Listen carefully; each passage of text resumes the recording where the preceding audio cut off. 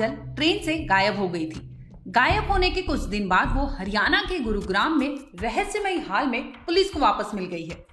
काजल के पति प्रिंस को दुल्हन के बरामद होने की जानकारी दी गई। इसके साथ ही काजल को वापस बिहार ले जाने के लिए वहां से एक टीम भी रवाना हो चुकी है। हालांकि काजल के साथ क्या हुआ और कैसे हुआ, इस पर कई तरह की बातें सामने आ रही है। दरअसल प्रिंस और काजल 28 जुलाई की शाम बिहार के मुजफ्फरपुर से न्यू जलपाईगुड़ी के Anand Vihar superfast express train से अपने हनीमून के लिए निकले थे। काजल अपने पति के साथ हनीमून पर दार्जिलिंग जा रही थी।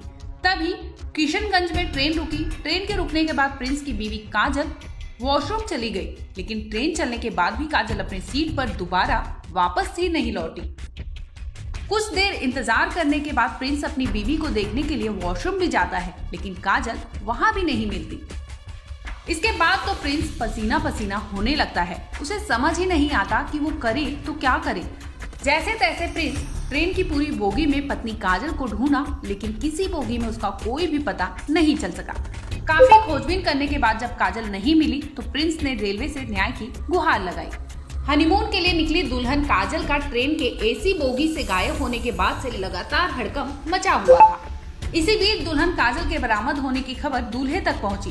प्रिंस को किशनगंज से ही पुलिस ने जानकारी दी कि उनकी पत्नी काजल गुरुग्राम में बरामद कर ली गई है। काजल को वापस बिहार लाने के लिए पुलिस भी रवाना हो चुकी है। रेलवे पुलिस की एक टीम बुधवार यानी 2 अगस्त को ही शाम 7 बजे दिल्ली के लिए रवाना हो गई थी। वहां से पुलिस टीम गुरुग्राम जाएगी और काजल को लेकर शनिवार यानी 5 अगस्त को किशनगंज पहुंचेगी।